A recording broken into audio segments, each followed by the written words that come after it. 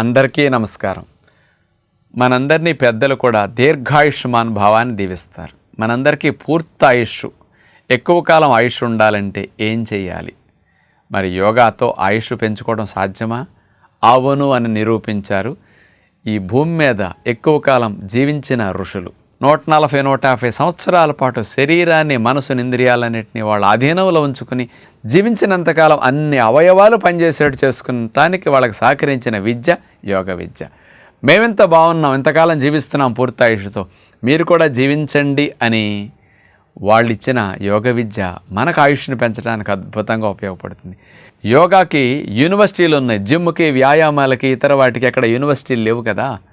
అందుకని యోగ సాధన చేసేవారికి డిఎన్ఏలో టెలిమీర్ అనేది లెంగ్త్ పెరుగుతున్నది, డిఎన్ఏ లెంగ్త్ పెరుగుతున్నది. దీనివల్ల ఏమవుతుందంటే ఆయుష్ పెరుగుతున్నదని సైంటిఫిక్గా రుజువైంది. డిఎన్ఏలో టెలిమీర్స్ లెంగ్త్ కనుక అట్లా పెరిగితే మన ఆయుష్ పెరుగుతుందని యోగాలో రుజువైందనమాట.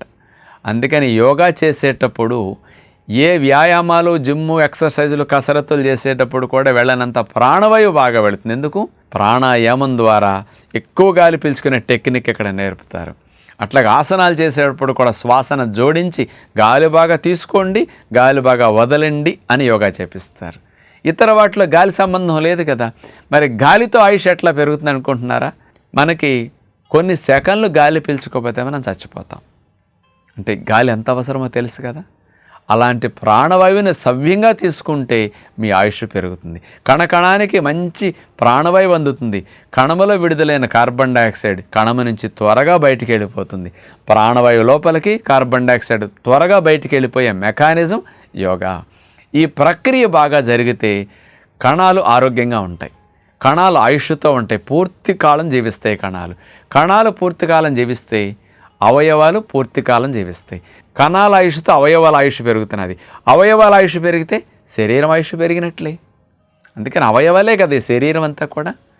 అందుచేత ఆయుష్ను పెంచుకోవటానికి అన్ని రకాల వ్యాయామ విద్యలతో పోలిస్తే యోగ విద్య నెంబర్ 1, ది బెస్ట్ విద్య అని మన ఋషుల ఎగ్జాంపుల్. ఎంతకంటే ఏం కావాలండి? ఈ ప్రపంచం మీద ఏ మనుషులు మన ఋషులు బ్రతికినంతకాలం బ్రతకలేదు కదా.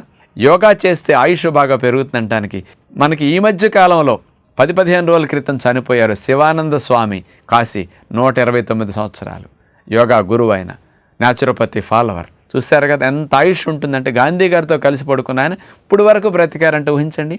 దీర్ఘాయుష్ కొరకు అందరూ యోగా చేయండి అని విజ్ఞప్తి చేస్తూ నమస్కారం.